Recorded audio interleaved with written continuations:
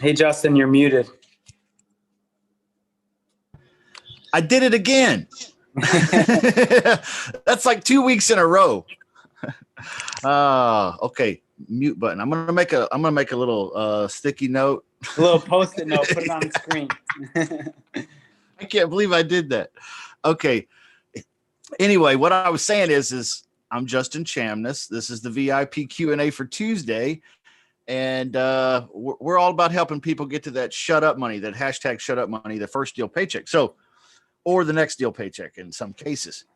Now, today I want to talk about something real particular, but we're going to open it up for Q&A. This is a private VIP session. If you want to know more about that, you can check us out at www.realestatewholesalersclub.com. We do this all the time.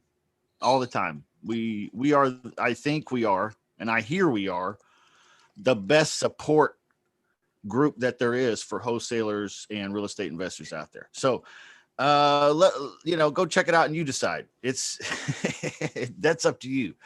But anyway, it's good to see folks here in the Zoom room. I want to talk about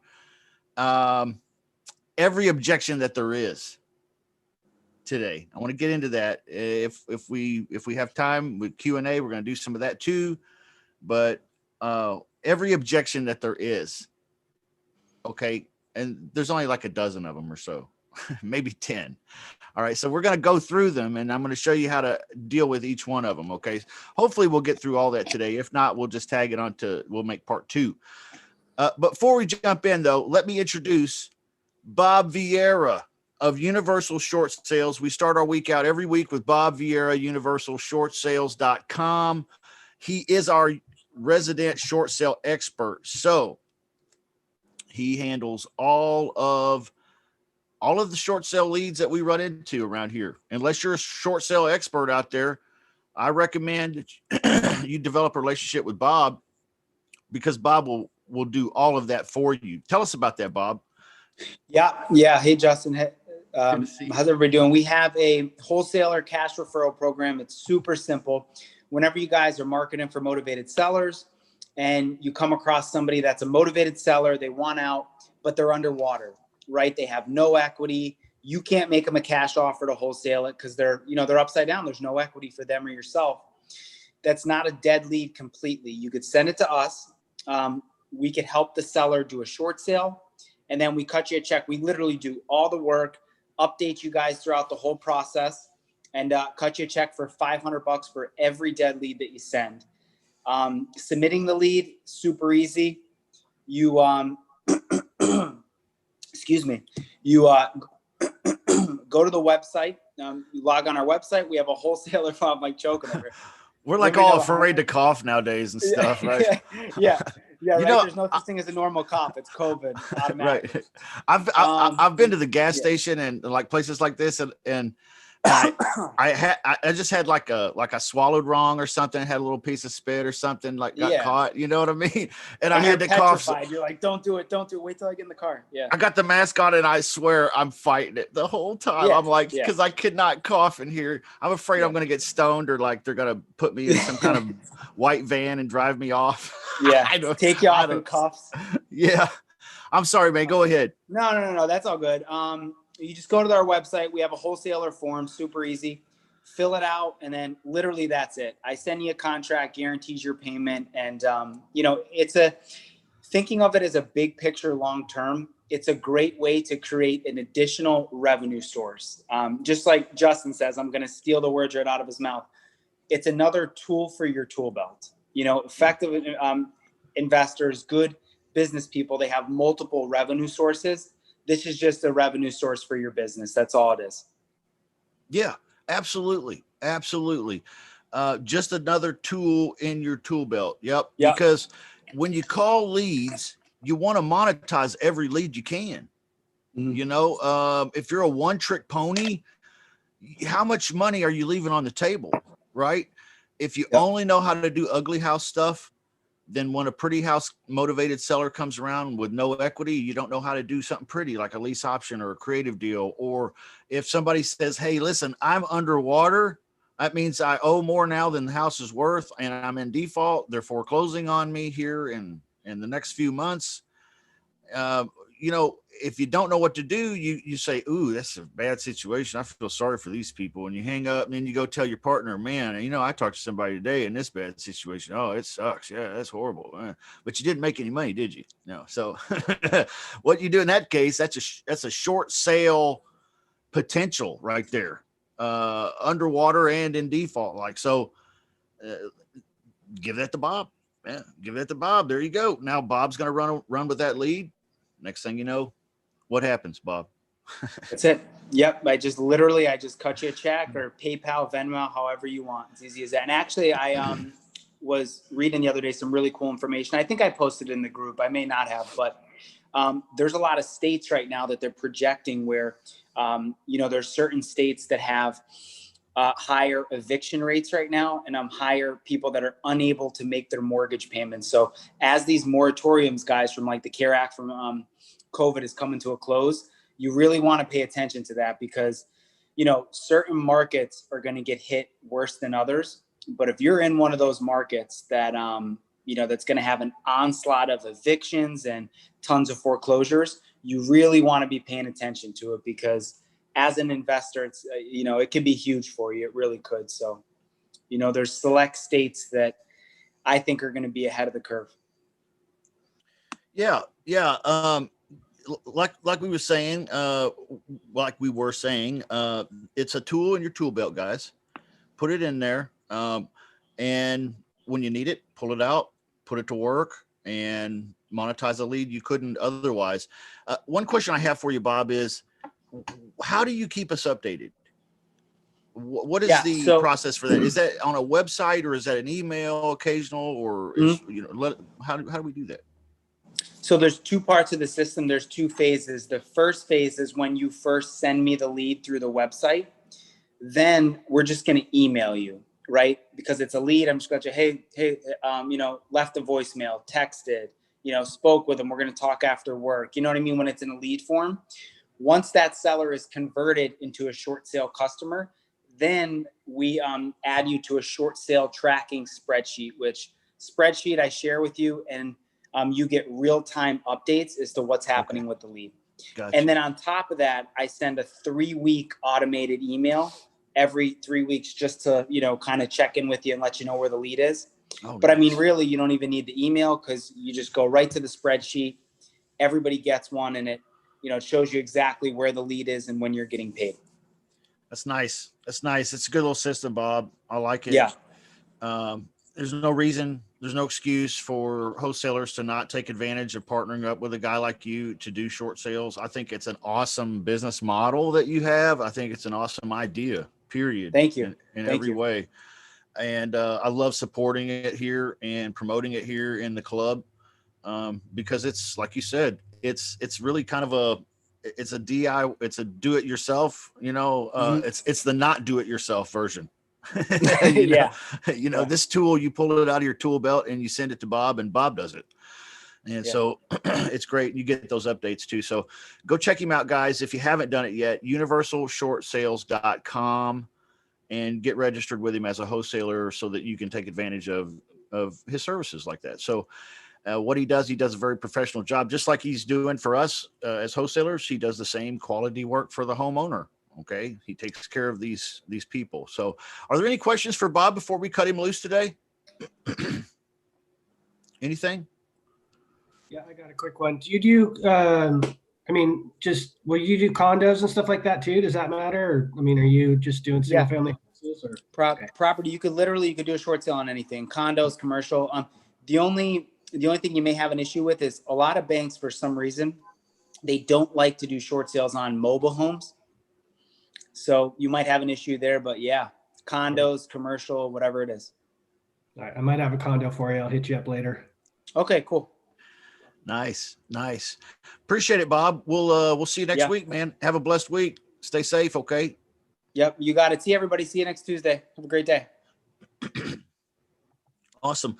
Hey, I noticed that I'm not live in the VIP Facebook group, and I'm live on the public Facebook group. I don't know why it's not in the private room. I apologize, guys. I set it up like I always do.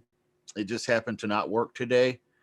So maybe I did something wrong, hit a wrong button. I don't know. I apologize. But hopefully, if you're missing it, you remember that it's the right time.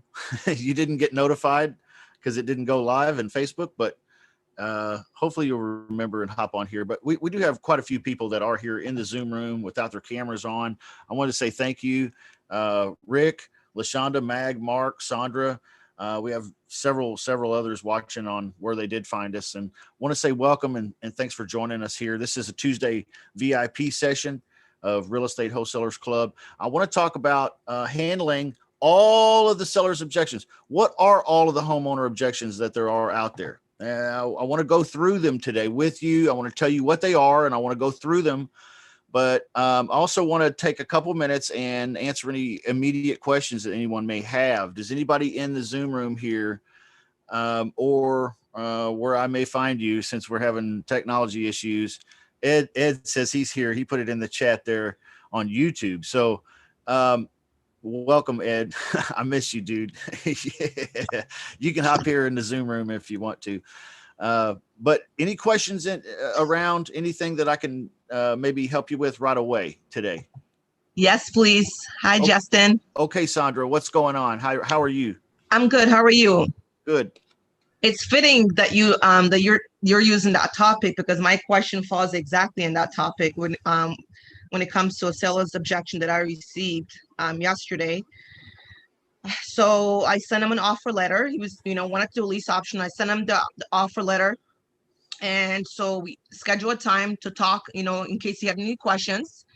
And one of the things that he had a problem with was that he wants, since he's renovating the entire property, he wants the tenant buyers to be responsible for all repairs and not the 500 that I put on there. Okay. So Yes. I understand that's not a problem, right? It's renovated, right. so I can give him that. Okay. And he wants 5,000 down versus the 2,000 that I had on my offer letter. Okay. I think I can give him that. I'm not sure yet. Okay. And then the other one he said is he wants a contract where they don't have an option. He says he wants a contract that says buyer has no choice but to buy a house and doesn't have an option at the end of a term. Because he asked me, so they can, after 2 years or after the period, they can choose not to buy a house, right?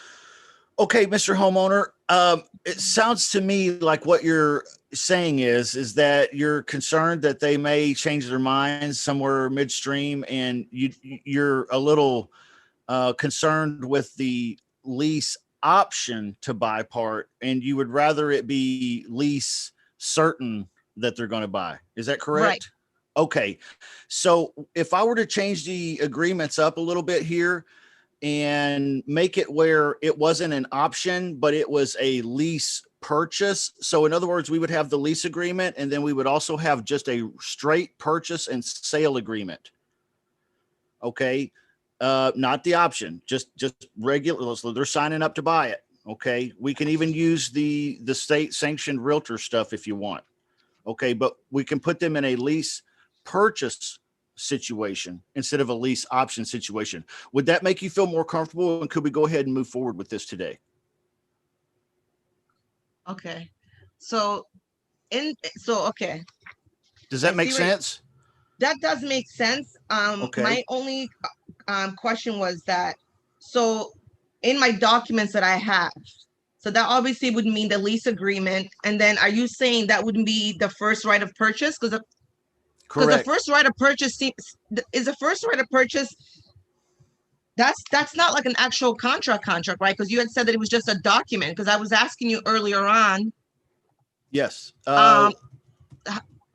First right of purchase is also known as a straight option to purchase.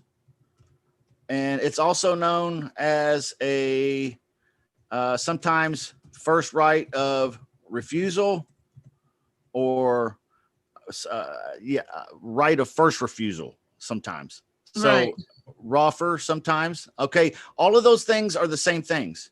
Okay. They're all options. What I'm suggesting is instead of a lease agreement with the option, okay, with one of these, I'm suggesting that you have a lease agreement with a purchase and sale. Oops, somebody's trying to hop in here and it moved my cursor. With a purchase and sale agreement. Okay. Does that make sense? But the thing, okay, so I have the lease agreement, and you're telling me that this purchase, this first right of purchase, replaces that purchase and sale agreement. I'm just worried about, do I have everything? I know I have the lease agreement and my lease option, the course, but does this first right of purchase, does that cover what he's asking for? Is there a clause in there that I have to remove that says it's an option? That's what I'm trying to understand. Yes. Okay. You need to remove the first right of purchase completely out of the closing packet and throw it away.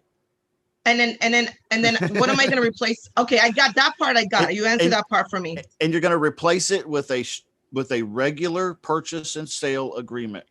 Where can I get that? Is that you can get that from Google, which is if you want the state sanctioned realtor stuff, or I have a very simple purchase and sale agreement that I will give you if you'd like.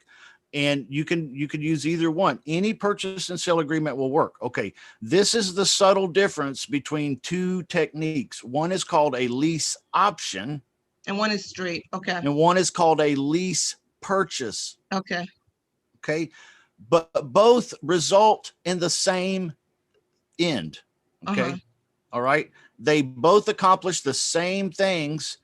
Just one is a purchase and sale agreement. And the other one has the option to have a purchase and sale agreement. Okay.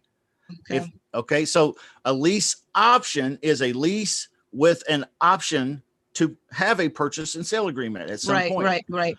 Now, a lease purchase is a lease with a purchase and sale agreement. No option. No option. It's just it goes right into the right purchase into and sale. Yeah, no problem at all. Works the same. Yep. And it might make him feel a little bit more comfortable. Okay. And he'll go, if you ask him in the right way, if you present it kind of like I was sharing with you, he may be like, yeah, that makes me feel a lot better. Let's do that. Okay. Wonderful. Okay. So just replace the first right of refusal or the first right of purchase. Okay. Replace that with a simple or a state sanctioned, it doesn't matter, any purchase and sale agreement. Okay. Now you're going to enter into that purchase and sale agreement with him. All right. You're going to be you and or assigns. Okay. And then you're going to assign it over to your new tenant buyer for an option fee.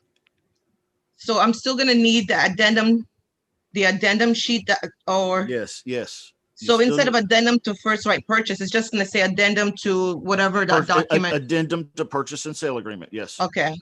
Yes, exactly. Yes, Bingo. Okay. And not only that, you'll want to put in the purchase and sale agreement that when you do assign this to the tenant buyer, a new purchase and sale agreement will be created between the seller and the tenant buyer where you're not in the middle anymore. Okay. Does that make sense? That way you can just walk away, you get your money, they can go on without you being in the middle at all. Right. Okay. I might have to do a 50-minute thing with you, Justin, aside, because I haven't done that yet. I've been waiting for an opportunity to really take advantage of that because I felt like a lot of the questions I'm getting it from the group thing. So I'm probably gonna go ahead and do that. Okay. No problem. I'll help you get the paperwork straightened out. Okay. And that's really all this is. It's just he's got an objection and you're going to counter with a change of paperwork and go from a lease option to a lease purchase and sale. Okay. Right. Okay. So getting the paperwork straight, you're going to be amazed at how quick I can get you through that. I hope so. He also on the title, because I think it's his parents and they passed away. And the title is he's got 2 brothers and sisters that he's going to have to convince as well to go along with this. So that'll be another obstacle, but you know, Okay. we'll Yeah. deal with that another time. So Okay. No problem. No but problem. thank you. I appreciate that. Yes, Sandra. Thank you. Thank you. Any other questions real quick? Yeah, I Anything got else? one. Yeah. That What's up, Mark? kind of plays into that sort of deal too. So more on the wholesale side, just straight wholesale deal. What's your conversation when somebody brings up the assignment part of it? I mean, I kind of have a way that I do it, but I'm curious about how you go about it. I don't think I understand. Okay, What do I? well, let's just say you're the seller. We've agreed on terms on a cash deal. You know, and in the contract it says that the contract is signable. You know, somebody will bring that up, and those. You know, I mean, I haven't had any real problems with it, but I just curious about how you would go about it. Yeah, I mean, you want the truth, or you want like the textbop bullshit answer? No, I want the truth, man. Yeah, that's we do that because oftentimes me and my partners buy properties in different LLCs for protection, and a lot of times we're opening up a new one, and so we need the ability to assign it to change names for reasons like that. Is that unreasonable, or is that a problem? No, that's not a problem. See, that's how I do it. The way I go about it too. I'll say, I might have a partner I'm going to bring in, or I might have, you know, another investor or whatever that we might partner up on. But I don't even go that far. I just tell them that me and my partners, we buy them in different LLCs, and many times we need to change that right before closing. Cool. So I like that. That's good. Yeah. Hey, Justin, I do have a question as far. I'm sorry, were you done, Mark? Yeah. Oh, I'm sorry. I do have a question as far as what's her name, Sandra, was saying on her deal. When you're dealing with the seller and you're dealing with the end tenant buyer, in that example, he's more comfortable with a purchase and sales agreement. However, as far as the end tenant buyer, what happens if they don't purchase? Because I know, like on the lease, on the option, you know, they still have an option to not purchase when it's time to purchase. But in a situation like this, when they are signing a purchase and sales agreement to purchase, how does that work? Well, in the United States, the facts are that in the United States, the buyer, the tenant buyer, Right. is not obligated up to and through the day of closing to exercise and buy that property. He's not required by law. There is nothing anyone can do. Oh, you could try to litigate, probably not going to win. Okay. In the United States. In Canada, they've progressed where now if a buyer doesn't buy, you know, you're going to get litigated against, you're going to be forced to buy this house, or you're going to pay some big penalty. In the United States, the buyer has full freedom to play as long as he wants to.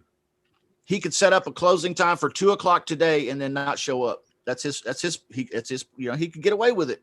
Wow, I didn't know that. The seller, not so much. Okay. So there's nothing really Sandra can do to make this homeowner a guarantee that these people will buy. There's nothing anyone anywhere can do in America. So basically, and that's what I was thinking. So basically, the paperwork is really just to soothe over the seller, because the buyer, whether it's the lease option paperwork or the purchase and sales agreement, they still have an option to be like, no, we don't want to purchase. Yeah. And you guys might think, well, Justin's pulling a fast one on this homeowner. Okay. Well, maybe you could look at it that way, because he's telling me that he doesn't like the option part of it, them having an option. He wants to know they're committed. And I offered a lease with a purchase and sale agreement instead of an option. And then that makes him feel better. He goes ahead and does the deal with me, but yet there's no real guarantee. His faith is in worthless papers. Okay. because you have no control. You have no control. The buyer buys or not anyway, regardless, whichever way. No one does. No one does. Nor in the United States could they. It's just not going. It's not likely to happen. Okay. And so, you know, either you have two choices here. Either, you know, sell out to your conscience and say, well, you know, the guy wants an absolute guarantee and there's just no real way to guarantee it. So I'm just not going to do the deal with the guy. I'm going to pass on him. Or you just sell him a lease, purchase, and sale and tell him, look, I've got them as committed as anybody can be. They've even filled out the purchase and sale agreement ready to go. So I don't know what more we could do, Mr. So Homeowner. I should go forward with it, Justin. You're saying I should, if you were me. If you were me, I'd be going for it. Yeah. Okay. Enough Because said. I'm sorry, but I don't puss out like that. Maybe some guys do, but I don't. I mean, business is what business is, you know, and I'll tell the guy everything that's honest and true and integrable, but I'm also not trying to talk myself out of a deal either. I'm not negotiating against myself here, if that makes sense. So maybe people will think, well, you know, that's too slick for me. Okay, well, I don't think it's that slick at all. I mean, it's just a switch of paperwork that makes the man feel comfortable. So can't you use it as a closing tactic, like when you're dealing with the seller and then they like, no, because you know, I'm really not feeling this lease with the option to buy, blah blah blah. Can't you be like, okay, well, I do have some other buyers that are interested and they're guaranteeing that they want to purchase. Can't you use a tactic like that and then steer them into using the lease with the purchase agreement if they feeling uneasy about the option? Yeah. Or is that considered that's basically what we're doing right here in this situation. That's what I recommended Sandra do. You know, is change the documents to where they look and feel more committed, and in fact, they are slightly more committal than an option. It's a purchase and sale agreement. They've agreed to purchase and he's agreed to sell. Okay. Now that's more than the option to have that. That's the full blown document ready to go. In fact, if he wanted to, he could take that document and put it in escrow someplace. Okay. And have them ready, waiting. Now, problem is it's going to be a long-term escrow. You know, what are you talking? 12 to 24 months, you know? So, right. I mean, you know, in some states that may not even be legal to have more than 12 months of escrow. I don't know. But you know, if you're doing a 12-month deal, that's probably no problem at all anywhere, would be my guess. But that's the technique, and that's what I do. That's what other guys do.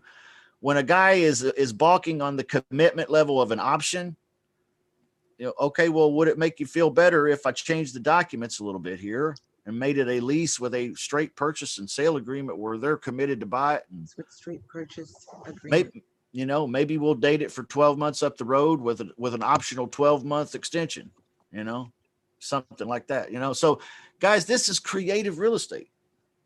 So now I'm a country boy. Okay. I don't know. I've got country boy documents. I've got country boy agreements. All right. Before I had those, I was trying to do business on handshakes and winks and stuff, you know, like I'm not an attorney. So I'm just telling you my raw ass experience. I hope it helps. All right. But don't come back to me and say, hey, Arkansas doesn't do escrow for 24 to 36 months. Okay. Well, all right. I don't know. Okay. I love you guys. That's your disclaimer. Good question though. Good question. Real good question. Any other questions? I have a question on the what's it called? Automated software. You know, I'm still learning it, and for some reason it seems like it's simple, but I'm trying to wrap my mind around how the scraping works, as far as like on if on Sunday I want to scrape for the whole week. Like last Sunday I scraped for the markets that I wanted to scrape in. And then when this week came, I was confused, like, were I supposed to jump into other markets and not come to those markets for 30 days? Or how do you know when it's time to jump somewhere else? Yeah. Because you're pulling duplicate leads. I was trying to figure out, how do you not pull duplicate scrapes? Yeah, great question. I move around a lot. I'm a virtual guy. Okay. That's what I want to do, virtual. I hardly ever leave my house. Now, LaShonda, I know you're in Kansas City like me. So I'll be honest with you. My story, maybe you haven't heard it, but my story in a nutshell is that I started out wholesaling in Kansas City, and I wanted to develop a team. And I realized that I was having a hard time getting enough volume in Kansas City to do what I wanted to do. Exactly. So I had to go outside Kansas City. So if you're doing Kansas City, it's the automated REI is going to be very limited because of the problem that you just described. That's what I'm saying. I'm not trying to do. I'm trying to do it virtually. That's why I'm following you. That's why I'm trying to understand how. Then, yes, I move around I won't come back to a market for 30 days. So when you scrape that one time, like that video you had, you scrape for that Monday. So when you picked out your market, which led to 100 plus, that next week, when you come back, you don't go back into those markets. You go to another market. Correct. Okay, on Sunday, we pick markets and we scrape until, if you're an individual, you need to get between 500 and 1,000 scrapes. Okay. Rows. It'll be called rows, but it's when you're doing your scraping, 500 to 1,000 if you're an individual. So that happens for us on Sunday. And then on Monday, we set up our text blast, but we don't come back to that same area for at least 30 days. Okay. That's what was throwing me. Next Sunday, we find all new areas. Okay. Got it. So like when you scraping for that Monday, every market, you're going to just continue to scrape for that Monday for however many markets, for whatever target number that you're trying to hit. And then that next week, you're moving it to a whole nother however many more. Okay, I got it. That's what was throwing me, because I'm trying to do it's like what you said in Kansas City. I'm having a hard time getting data, getting leads, getting new leads or whatever. So I do want to do this virtually. Yeah. Period. Yeah. Well, that's how you do it. That's how you do it. You got to move around a lot, and that's okay. Because what are you doing? You're walking through the orchard looking for low hanging fruit, LaShonda. That's it. And it's a big ass orchard. On the spreadsheet, when I got the data back, is it supposed to have the seller's first name and last name, or is that what they were talking about last week? As far as because this is my first scrape that I did, so this is my first time seeing what the data actually looks like. No, it'll with the new skip trace, it should have their names and stuff with it. That should be happening, if not now, in the next several days. Okay. But yeah, normally when it scrapes, it just gets the information that was on the ad. So if their name wasn't on the ad, it won't be on the, you know what I mean? Yeah. So, okay. That kind of thing. So, but that's okay. It always grabs a phone number if it's there, and that's what we use to text blast out a message. So, I don't care if I know their name or not. A lot of times, most of the time, I don't. Maybe all the time, really. So when they hit you back, how do you? Does it have some type of notification or something? Because I just kept going back in there. I had it set to text and email, but I didn't ever get neither one. Okay. Well, what was the last time that you went a whole hour, 2 hours without responding to anybody's text that you wanted to respond to? Right. That's a trick question. Right. What happens is they respond via text pretty quickly, typically pretty quickly. Now that populates into your SMS history. Okay. If you go to and you open it up, their messages responses will be there. Now so we watch it for a couple hours. We check it every few minutes or so or whatever to see what new ones are coming on, because people generally respond, if they're going to, pretty quickly.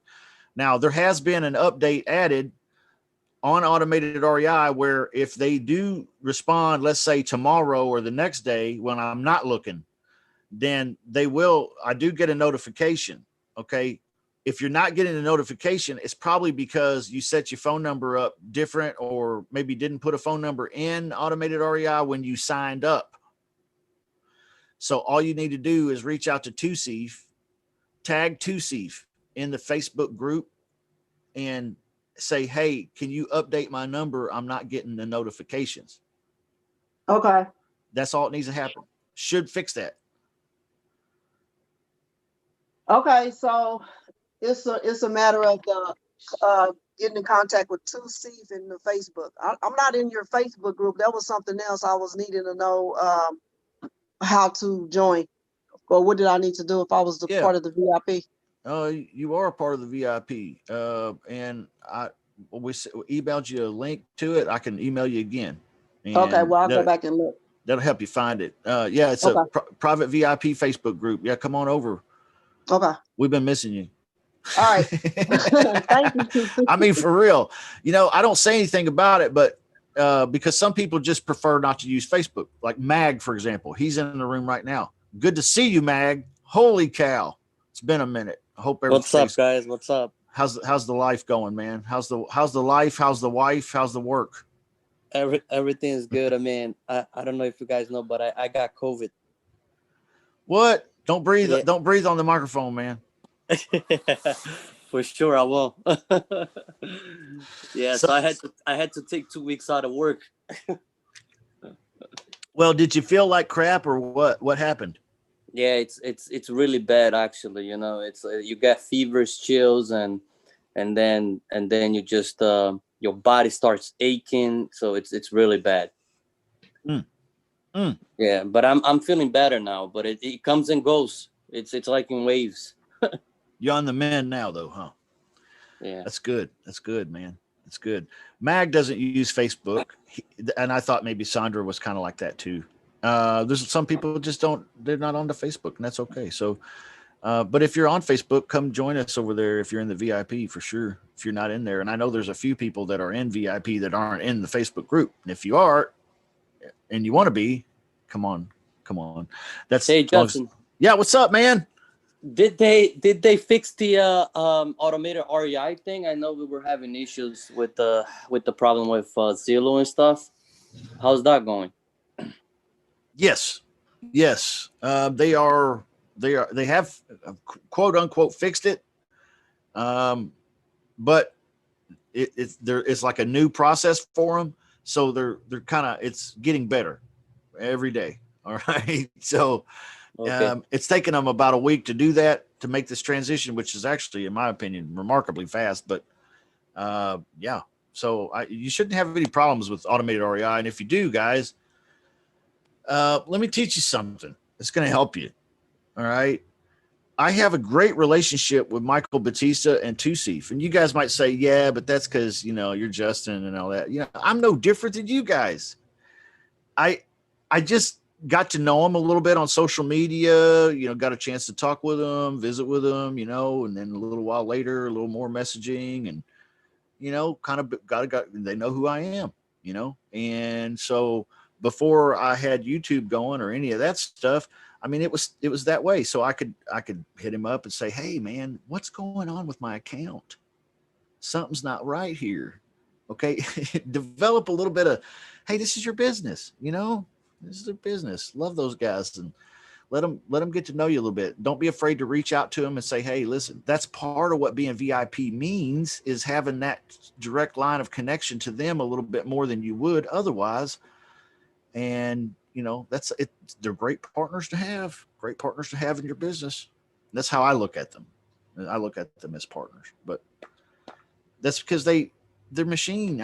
I use it so much. But any other questions, guys? I'm sorry. I feel like I get off on these. So in essence, you're saying cut out the middleman and go straight to them. Yeah. Well, I mean, I don't mind you guys asking me questions. I don't mean that, but yeah, I mean, but yeah, I mean, in a way, wouldn't it be nice that if you could just tag 2Seaf and he knew you and he was like, hey, yeah, this is what's up. Yeah, that's what I mean. I ain't mean no bunch like you want to be involved. I mean, you think about it, man. If you're gonna go buy a car, you ain't gonna send your wife. You gonna go, right? Yeah. Yeah. So I didn't hear that last part. What'd you say? You Well, I say you think of it, if you're gonna buy something, you're gonna go buy a car, right? Yeah. You ain't gonna send your wife to go buy it. You ain't gonna talk to her to go buy it. You're gonna go buy it yourself. Well, okay. If it's a car for you, yeah, I get that. Yeah, That's what I mean. yeah, sure. But that's what the REI for you, ain't it? Yeah, it is, and it's nice to have a relationship with those guys, and it's not, and they will bend over backwards for us here in the VIP. So, any problems you're having with automated REI, guys, let's get to the bottom of it, because, I mean, I don't want that to be the reason why somebody didn't, have leads and make calls and get a deal this week, get their shut up money. It's like, I was going to get shut up money, but man, that thing kept spinning. Processing. Rats foiled again. I'll get you next time. Yeah, that's true though. Because when I was having a problem, all I did was message to I forget, I can't pronounce his name, Tree, whatever, and he got right back to me. He even got on my computer and helped me straighten it out for what he was. Yeah. They're great guys. Is there any other questions here in the Zoom room? Anything else real quick, guys? Gals? You know what we need? Any update on Investor Deal Pro? Have you heard anything? Any updates on it? No. I got like 1,000 emails from them over the weekend, though. Did you guys? Like leads and stuff? I did. Yeah, I don't know why, but I got like 1,000 leads over the weekend. I was like, geez Louise. I don't want to work this hard. This is a You really need a VA for them, huh? oh my gosh, man. What about the quality? What about the quality of the leads you got? Well, I've been in the business a long time, and I feel like a lead is a lead, but it doesn't matter where it comes from. They all have potential, but at the same time, I know what you mean. And I've looked through them, not all of them, of course, but I've looked through them, and some of them actually look pretty interesting. Some of the ads they sent me, not bad. Especially if you're in the creative side of things, not just ugly house stuff. And right. Yeah, so yeah, I'm not discouraged with the quality of leads. As far as the system being beta still, it is. But he said, like on this show that he was on with us a few weeks ago, that he's updating it. I think he said by Christmas. Is that what he said? First year? I don't know. So it's supposed to be even more phenomenal. I don't know. Phenomenal. Is that the word? You think it's phenomenal now? Well, I think it has some pretty phenomenal pieces to it. What I like about it is I like that it comes with the websites. I also like that it has the ability the properties tab to be able to go in and get property data. I like that. That's pretty cool. Kind of like you would with PropStream, except much more minimal, but still what you need. I like that stuff. I like that I can set up the keywords and markets where they email me leads. Okay, so here's what I think it's really awesome for. So it's not necessarily a great fit, how I understand it at least. It's not necessarily a great fit for me and my business at the moment. But if I were new and I was working a job and trying to get into this business, this is not a bad tool to have, because it offers pretty much everything you need, and it's going to drip leads on you. Okay. You know what I mean? So that's kind of how I feel like it does for me. Like I said, I got 1,000 leads over the weekend. Well, I did, but that's pretty unusual. I mean, usually it's just random. It'll drip these leads on you if you set it up that way. And that might be a good fit for somebody just dipping their toes in the water to get into the business. But what I really like to be able to control my marketing a little bit more. if you know, and I don't want to be fully dependent on something that's dripping on me. Right. I was playing around with it last night and I noticed that it seemed like there's more fixer-ups than anything else in there, you know? Well, that might be how you have it set up, man, with the keywords and markets and so on and so forth. Victor, good to see you, dude. I'm going to play around with it and see what happens. It's good to see Ace. Yeah, keep playing around with it, Jerry. I'm excited for the updates. And what's up, guys? Hey. I'm going to keep playing around with it too, Jerry. I'm going to make some videos on it and some cool shit that I figure out with it and all that here coming up. So cross your fingers. But anyways, Victor, VIP role play tomorrow. VIP role play. Victor's doing one-on-one coaching now too, guys. You can check that out at realestatewholesalersclub.com. You joint venture partner with your students? I do. Okay, there you go. Boom. Mm-hmm. That's what everybody wants to know. That's what everybody wants to hear. Yeah. I mean, I want a coach to tell me what to do, but then I also want him to take me by the hand and step me through it, whisper in my little ear, tell me, you're doing okay. Victor, are you guaranteeing results? I'm guaranteeing results. I guarantee that we'll put you through a process that should get you results. Yeah, I mean, I can guarantee results up to a certain point, right? There's so many moving parts and so many factors, but yeah, you know, if you hang out with me for 3 months, we'll get you a deal. I'm pretty confident we'll get you a deal as long as you do what there is to do in terms of marketing and having the conversations and you know, doing what there is you need to do. Okay. Yeah. Money back guarantee, right? Double your money back. Money back. No, I'm kidding. Hey Victor, what's the package prices? I got somebody that looking for a coach, man. I might be able to put on. Well, let's talk about it in private. I can either give you a call, you can call me, or we can you can jump on my calendar. There's all three of us, Ace, myself, and Justin, have a calendar you know, at realestatewholesalersclub.com, and you can just jump on there and we can you know, have a real solid conversation about it. That's cool. All right. Yeah. Soon to have a calendar. Rick Gentry. No, I wish. I can't get Rick to do it, man. Rick is too busy making money, man. No comment at this time, sir. Oh my God. Come on, man. Let your light shine among men.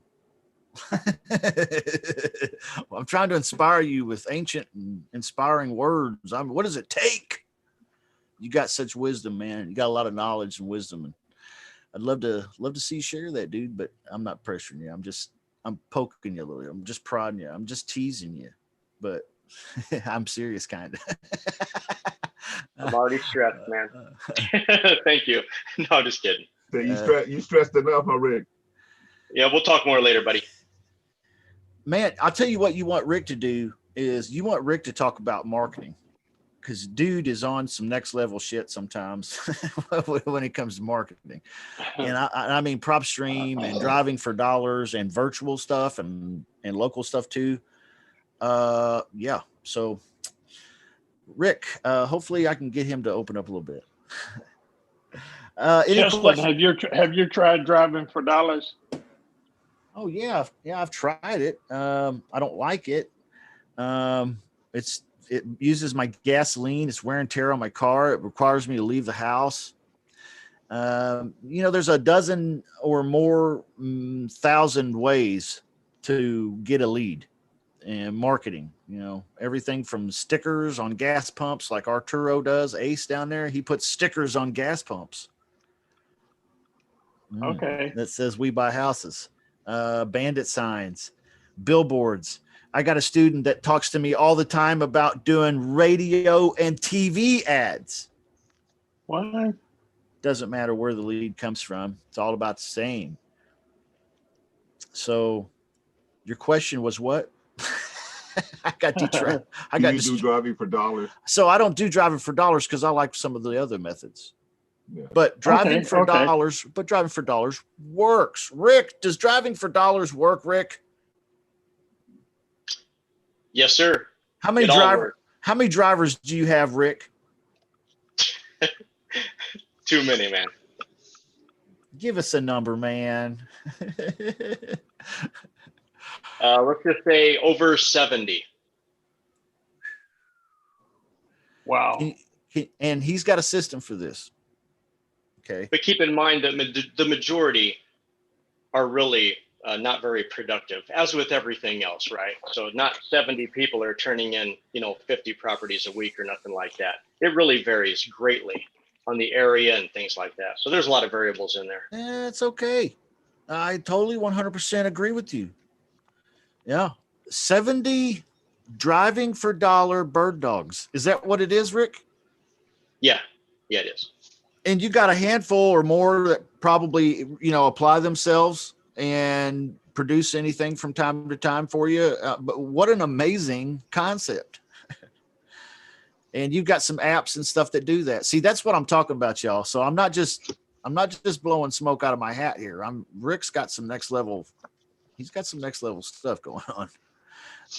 And now you can do it virtually. So you can sit home and drive for dollars. So it's awesome. Absolutely. Yeah, that's kind of dependent on the timing of the Google mapping, though. Okay. Yeah, that. Yeah. Yep. Yeah, because if you in some areas, depending on the last time Google Maps was out there, you'll see that house is completely different because they map on a schedule, and sometimes you'll be looking at stuff that's a year old, so you don't really know. So you can get some information like that. It's not the absolute best, but it's better than nothing, and you can do it from home. Right. Yeah. So true. So true. Yeah. Rick has got it to where he doesn't have to do it anymore. Not even from home, because he hired out bird dogs. And they're commission only, right, Rick? Yeah, and I really don't go for the whole virtual thing. Okay. In the areas that I have a lot of interest in, I'll actually pull up list in PropStream, and then I assign those list of the distressed properties from PropStream to those drivers so they can go and physically identify them. Woo. Little nugget for the road there. All right, that's it. I'm not talking anymore. Just kidding. Hey, Rick, you got anybody in Baton Rouge? I need eyes on the ground. I can check when I get back to a computer, man. That'll be awesome, man. That'd be great. Let me know, because I have a property in Baton Rouge that I'm trying to figure out. And you know how Baton Rouge is, in case you guys don't know. Some areas that don't have public information areas where, like in California, pretty much anything you want to know about a property or the owner, you can find out because it's available because of public information. But in some areas, such as like Baton Rouge, Louisiana, they don't even have to publish the sales prices. So comps and things like that they're murder to try to comp a property out. So it's always good if you have some boots on the ground or can get some on the ground to actually take a look at something and give you some real, up-to-date information on stuff like that. There's a few other areas that I've run across too that I've had a real hard time even getting a price. So I just get it under contract and then figure it out later. Victor, isn't there a site, wegolook.com? There's several sites, just like TaskRabbit, where you could assign a certain duty and pay a small fee for somebody to check things out. Yeah, there's a bunch of those. Okay. But DM me, man, and I'll look it up and see, because that's not one of my primary areas. So this is the best. Yeah, maybe you can point me in a direction. Yeah, man. This is the best. This is the best damn club there is, man. Hands down. Hey, what's up? Hey guys, let me show you. I was showing the guys on the JU Partners. I got the dialer so they can start dialing, right? So I was like, Okay. let me test it out. Hold on a second, man. Do you have your camera? Can you turn it on? I'm just curious. Yeah, But let me turn on.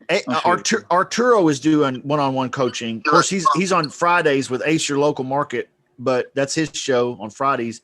Ace is doing one-on-one coaching too at realestateWholesalersClub.com. You can go talk to him about it there. How do I turn the camera around? So I want to show you guys something. He's JVing with his students too. Share your screen. Okay, so he JVs with his kids. Yeah, I don't know how to turn the camera around on this.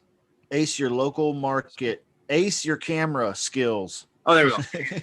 There you go. You got it. So I had this dialer a while ago. So I was like, let me test it out. It's a 2-minute call. It's a cold call. Again, I know Raed will say and everybody is a little bit scared of doing cold calls, but just hear this cold call, how it goes. Hello. Hello. It's Alex. I'm just doing a quick follow-up on the cash offer we sent on the house on San Miguel Drive. On San Miguel. Yeah. So you see there, automatically pattern interrupt. That guy doesn't know what hit him. He's like, what? That gives you time to be able to take control of the call. Or Sunridge. What was that? Was it 211 Sunridge? You see, that's something my boss would know. He just gave me the phone number and the street name. Did you talk to my boss, or you guys were interested in the cash offer on a house there in San Miguel? I have no idea because we have a Sunridge property, but it's not San Miguel. I don't know who's. I don't know. You see how you have him on his toes, that he doesn't know what to do. He's knocked out and everything. So that's the way that I learned how to improve my cold calling, so I won't be afraid. This one becomes a lead. Is it the property that you're saying, San Miguel? Yeah, I believe it's in San Miguel. See what happened. My boss bought a house there by Frontera. So Frontera, once I get the address, all I do is just Google Map it real quick. So it's Laredo. So when I tell them, yeah, my boss bought a house there I just pick a street north or south of where it's at. So I think it was Poinsettia, somewhere here. So when I tell him, yeah, he bought a house there in Poinsettia, and what happened, and see what the call goes in. Watch.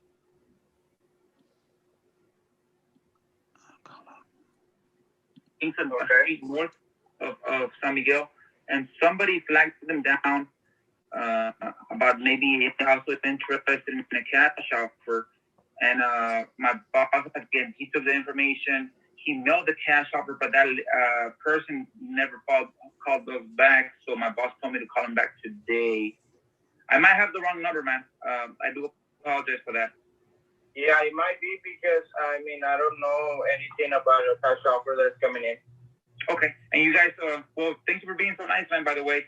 We are buying houses in that area in case you're ever interested in maybe getting a cash offer with no obligation. I can definitely tell my boss if that's what you want. How much are you offering in a house by San Miguel? See, boom. I already know the pain point. I think the pain point on this guy was low credit, low income lead. So it's kind of like a lower income. So again, you create first he hears you out by saying, but the pattern interrupt, it allows you to put that caller that you're calling like uneasy, like what? So you don't he's not mad. He's trying to see what the hell's going on. And then you get to talk, you get to control the call, you get to tell him what happened. Well, my boss bought a house in this area.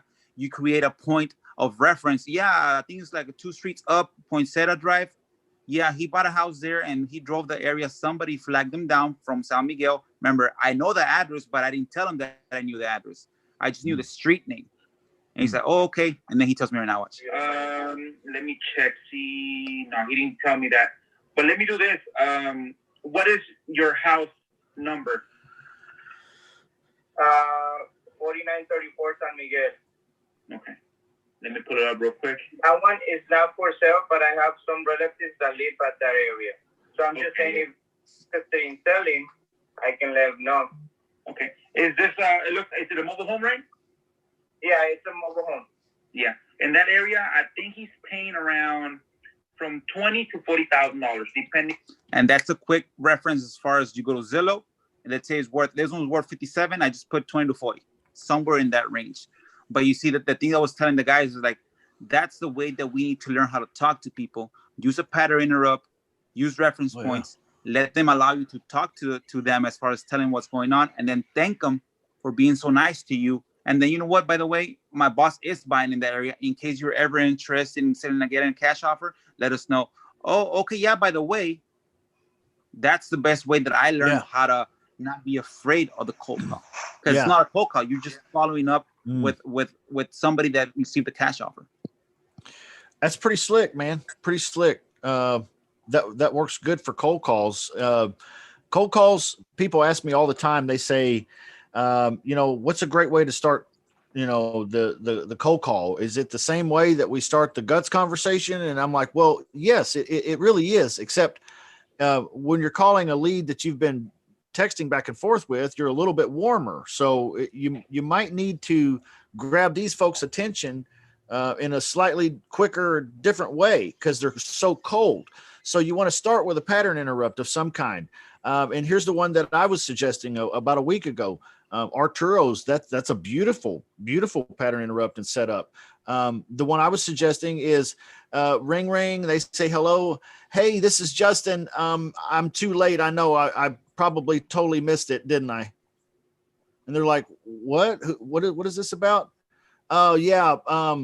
Well, my boss told me to call and see if this house was still available for sale because he wanted to make an offer on it today, but it's probably gone, right? See, so it's a little bit different segue into the agenda. Yeah.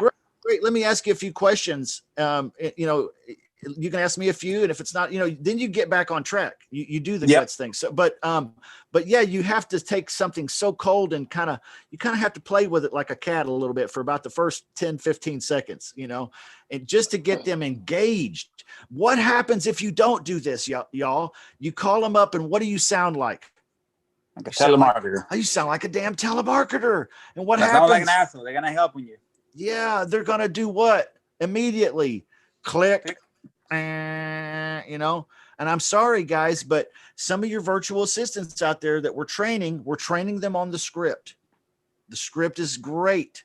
Virtual assistants can use scripts, but you want them to practice and develop to where they are the script. They've done it. They know it. They are the script, where they can start out a phone call instead of sounding like this. Ring, ring. Hi, my name is Jessica. I work for my boss. He is a real estate investor. Okay. This is telemarketer. Is telemarketer. Okay. They need to get comfortable and loosen up with it too. Okay. Just because they're a virtual assistant doesn't mean that the script is what they need to stick to. Remember, formulas are for babies.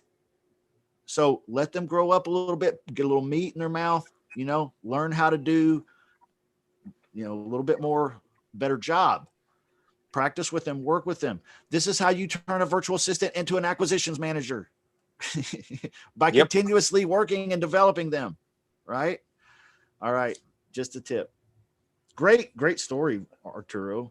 Good story, man. So I was telling the guys, that's how I got comfortable doing cold calls, but I'm just doing follow-ups. I got the wrong number. Again, if they say, well, how'd you get my number? My boss.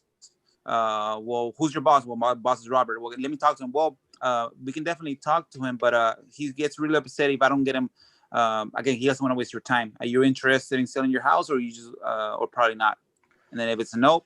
If it's a yes, then you go into your script. Well, actually, my boss is buying houses here in about 7 days. Are you looking to sell it quick, or you want to hold it for a year? That's when you go into your script. But yeah, like you said, the first 15 seconds of a call is either they're gonna hang up on you, or you're gonna catch them. You're gonna miss a punch, or you're gonna jab them. You're gonna stumble them a little bit. If you stumble them a little bit, then you're golden because they're gonna hear you out. It's probably more like the first 5 seconds, Yeah. but yeah, you can't with a cold call like that. You guys both dropped an emotion bomb right away, which is I'm calling back about the cash offer we sent you. Yep. Which is super strong, right? Because if somebody says cash offer to you on the phone, you immediately are like, wait a minute, you said cash? Pretty much, yeah. He's there cash, right? That's good stuff. Yeah. Thank you, my brother. You know, they've probably had phone calls from tire kickers and looky-loos and all of those, you know. And so when you come off strong like that, yeah, it's different. It's different. And it gets their attention. One of you fellas VA's getting training today. Great, dude. Great. It's good, so man. She's not getting right now. She's not getting anything. We're following up, and she's not sending me anything. And it's interesting that you would say what you just said, because it's probably a key to her calling and sounding very nice and very sweet and everything. People probably aren't hanging up on her, but she's getting the telemarketer treatment. Mm-hmm. Yep. That's why she's not getting past, the basic questions and really getting into anything. Yes. And I could rewrite the script and I could put personality into it and do all this stuff. And then if they read the script with personality in it, it still sounds like a telemarketer. Yeah. So this is a VA development issue, one of you guys answer this question for Kimberly Lawler in the chat here. How would you go about talking to free and clear leads? Ace or Victor? Free and clear leads in terms, what are we calling to offer? I guess it all depends for me. If I'm calling to a specific type of list, does she mention a type of list that she's calling for? Just 100% equity. These are owned, free and clear, no liens. Yeah. That type of list is the only filter requirement she gave us. Okay, I would probably go in.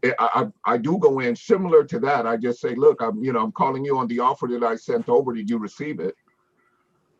Mm-hmm. And they usually come back with what are you talking about? I had sent you an offer on your property at such and such. Did you not receive it? And Great. At that point they're off balance. So now we're getting is it not for sale? Yeah. Oh, okay. It is for sale. Oh, okay. You mind if I ask you a few questions? You ask me a few, and maybe if we have something that we can work out, we can make a decision here today. Well, is that something we can do, or maybe not? Right. So that's kind of my direct approach straight into it, and then from there it's basically about structure. So if I'm looking at a bunch of equity, I'm probably trying to do a subject to or seller carryback or something like that, a real nice deal that I can get at a discount, that I can put under a nice little setup that I can easily sell on the market afterwards, either as a contract, sell the contract as a wholesale, or do a wholesale on the property depending on the condition. So that then it changes conversation. Right now you're trying to figure out what's the best move for this. Yeah. What's their motivation level? Yeah. That's really the bottom line. I have to find out what you're trying to do. What are you trying to accomplish? How can I put it together to both of our advantage? Yeah. It's good stuff. And Victor role plays that with VIP on Wednesdays too. On Wednesdays. If you want to practice that, he'll practice that with you. Yeah. You can also throw in like on that after the cash offer, and we'll see. What happened is that my boss was driving that area and somebody flagged them down. I think they had said that they had just paid up their house and they're willing to move back to closer to the kids, but I think I have the wrong number. But I think we're being so nice. We're definitely open to buying houses. So what happened there, you threw in, somebody had told them that a neighbor from there had also paid off their house. So now, boom, you're connecting paid off, moving closer to family. Yeah. So these people are just probably like, wow, this guy's heaven sent. Oh, I do want to move closer to the family. I just did pay off my account. So this is something that, wow. And you see, that's where knowing how to do the pattern up in the beginning and then tying in what the type of lead it is. Like for this, like if it's a pre-foreclosure lead, you might want to attend. Yeah, definitely. I think my boss had said that somebody had an issue with the bank there. They missed the payments and the bank didn't post them correctly and they were going through pre-foreclosure. You're not telling them they're in pre-foreclosure, but you're saying that somebody else. So you see what I mean? How you tie little things like that. It's kind of like social proof. a little bit. Again, and you just literally checking their boxes. Okay, I'm pre-foreclosure. My house is paid for. I have a lien on it. I have a co-violation on it. You see all that, and then after that, once they agree, you know what? Thank you for being so nice. Again, my boss is buying properties, any kinds, from being distressed houses to being clean houses. If you ever consider, you don't even tell them. If you ever consider, let me know. Again, unless you're maybe open to consider right now. If you have 5 minutes, I can ask you a few questions and go from there. But I don't want to take more of your time since it is a wrong number call. You see how you're pushing away, but you're telling them all these little triggers. They might call you back. It's no different really than the door-to-door salesman that says, yeah, your neighbor up the street just bought this amazing product from me, and I know that you wanted to see it because he said that you wanted to take a look at it too. Yeah, he said that you get everything that he gets, so he sent me. Is that true or probably not? You know, and there you go. You're off to the races. I got the Mastering the Phone course open, and then I popped into the objections cheat sheet. I did something with a one-on-one student last week, and I think it was amazing, and I want to do it with somebody, but we don't have time today, but I want to take volunteers. I want to get a volunteer for Thursday, because I think Thursday I'm going to dive into this. Tomorrow we got VIP daytime show with Victor. He's going to be role-playing with you guys, okay? And then tomorrow night, I've got a case study on a rural lease option deal. And I think that'll be interesting and enlightening for you too. So Thursday, I want to jump into this objections cheat sheet. And what I'd like to do, what I did with my one-on-one student, one of them last week, was he was like, hey, polish me up on the phone. I said, okay, let's do that. I'll polish you up. So here's what we did. He went through the agenda, the qualification, we're role playing, and then we got to the closing. And I went through every objection. I threw every objection at him in order, 1 through 10. Okay. There's 10 objections here. And these are all the objections that you hear for the most part when you're talking to a homeowner, and how to overcome them. It's in that course. But during that role play session with that one-on-one student, I went through I threw every single objection at him in order, all 10. It took us 25 minutes to get through that conversation. But at the end, he had gone through every possible scenario. Okay. I want to volunteer. If anybody's willing to volunteer Thursday, we can even make it a private VIP session where it's not going to be out there in front of anybody. But I'd like to role play through the conversation, the agenda, the qualification, and get to the close and throw every objection at you, all 10. Now, you're not going to get all 10 from a real homeowner. They don't come up with all 10. They only come up with 2 or 3 or 4 maybe. But I'm going to give all 10 to you. And then you come back at me. All right. And I want you guys to, even if you have to use the cheat sheet, that's okay. Because I want you guys to be able to hear that all of these objections are overcomable. Even the one that says, hey, I want cash. That's overcomable. If you have a motivated seller, that's overcomable. Okay. So that's objection number 1. Then we're going to go to objection 2, 3, 4, 5, all the way to 10. It's really a sight to see. When we did this and I heard it myself, I was like, wow, this is a cool ass role play. We hit every objection. And I think a lot of us are concerned about the objections. What do I do if they say this? I'm not practiced up on that. Then let's practice this. Let's practice. Okay, so I'll volunteer Thursday. Yeah, let's do it, Ed. Any other volunteer? Let's do it twice on Thursday. Anybody else?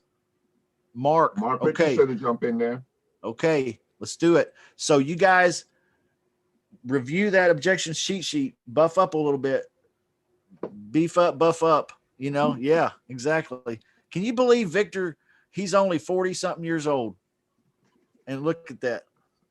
Ain't this There's nothing there. I used to be buffed out back in the day. I did too, a little bit better than this, man. Yeah, man. Yeah. Getting old. Hey, Hey, you mind if I work that a little bit tomorrow during the role play? Dude, I'd love that. I'd Okay, love cool. that. Yeah, because I'll start off the that conversation tomorrow during the role play, and pull some people into that conversation. Yeah, that'd be awesome. Yeah, it's fun, man. When you exhaust a conversation like that, like I know that guy threw everything in the book at me, and Yeah. I kicked his ass. Yeah, Take that's how I feel. I don't know about y'all, but that's how I feel. Take down. So it's going to be a good week in the VIP club. Any other questions or anything before we call it a day here today? All right. Love you guys and gals. Thanks for being here with me. You guys are long suffering, and I appreciate it. Thank you so much. Great stuff, you guys. Have a blessed Tuesday. It's follow-up Tuesday. Go make some follow-up calls and then go have a cupcake. Okay. All right. I'll see you later.